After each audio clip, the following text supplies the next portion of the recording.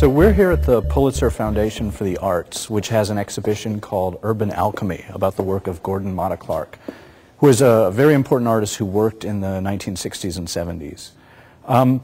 As a visitor to St. Louis, one of the things that you're first impressed with is the architecture of the city and the collection of buildings that have grown up here over the last, say, 200 years. One of the most important additions to that collection of architecture in our time is the Pulitzer Foundation, which was built by the Japanese architect Tadao Ando. And just as the St. Louis Art Museum is the sort of perfect embodiment of the ideals for an art museum of its time, 1904, I think the Pulitzer Foundation is the perfect embodiment for our own time of what an art museum is and what it should be. One of the most interesting things about this building is its perfection.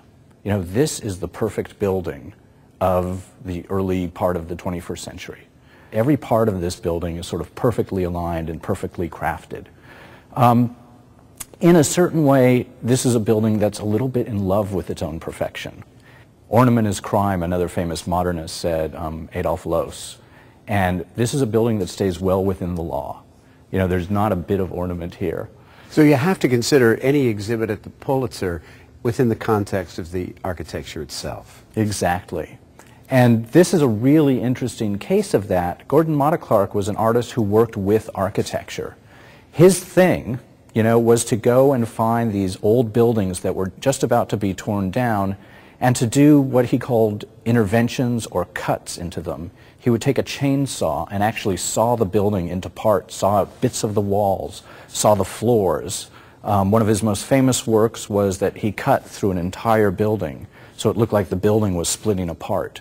And that's actually what we're seeing.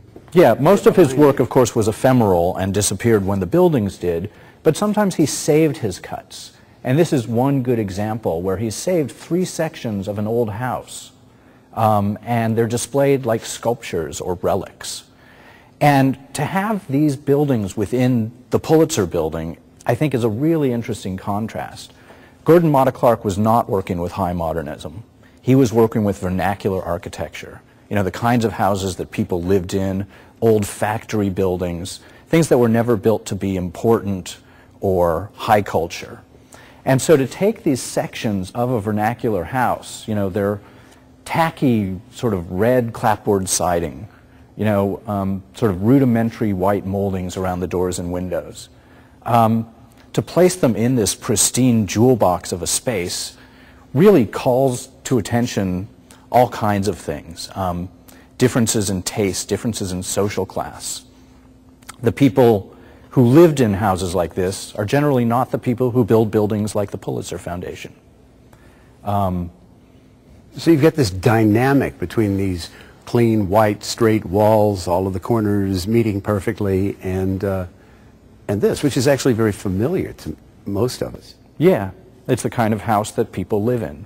Whereas the Pulitzer Foundation, for all its beauty and its perfection, is a kind of space that you don't want to live in. You know, there's no soft surfaces. There's a kind of sort of false intimacy about this space. The space wants you to feel like it's an intimate space for viewing art, but in fact it's a little bit cavernous. You know, it's a very sort of imposing space. It dominates this work. So we come back to the name of the exhibit, Urban Alchemy. Yeah, which I think is actually taking place in the installation itself. So now we're on the inside, and this looks like it might be the first floor. This looks as if it's the space between exactly 2 floors, and this could very well be an upstairs. I think it's a second floor window. Just on the other side of the sculpture is a photographic work that shows the building as he was taking out the cuts. So you could sort of place each one mentally in the place where it went on the facade of the house, like a jigsaw puzzle. One of the things that I think the very best contemporary art does is it predicts the future a little bit. And this is a really, really interesting piece for me. This is a work from the early 1970s by Gordon Matta Clark called Anarchitecture.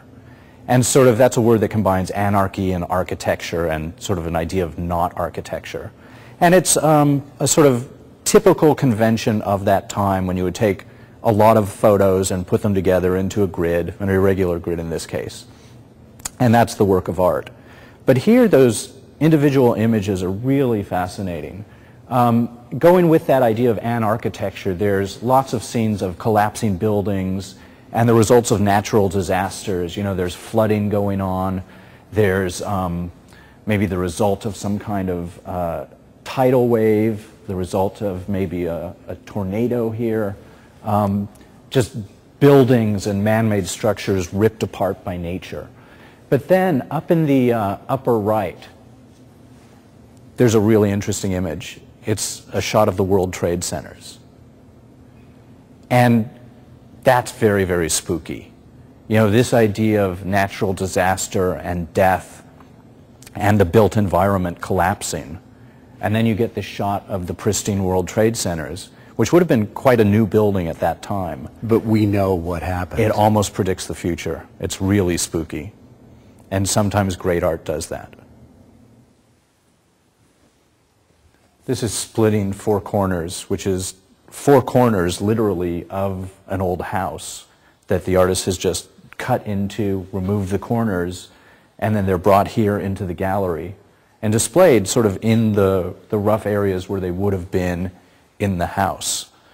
And so not only is he talking about decay and kind of entropy of things that humans build, but in a way it's also a celebration of vernacular architecture and the way that things are simply put together, you know, very rough carpentry, but this was somebody's house that they lived in for decades.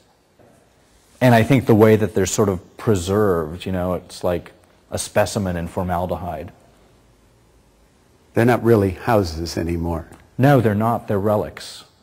They're not only relics of the houses themselves, but also relics of the artist's action. You know, in a certain way, cutting into the house was the performance. That was the artwork. And these are the things that are left over as souvenirs. So this is the house, and the four corners were taken from this. And there's something, for lack of a better word, weird about seeing the house in a more intact state than what we're seeing here? Yeah, well, I mean, it's an abandoned house to start with, and then this is a photo collage. You know, it's made up of separate photographs of the house, so your perspective of the house as a whole is totally skewed. And then the sort of cuts between the different photographs are very reminiscent of the cuts that he was actually making into the architecture. So Gordon Matta Clark at the Pulitzer Foundation is a sort of impeccably installed show showcasing a very important American artist from the 1970s.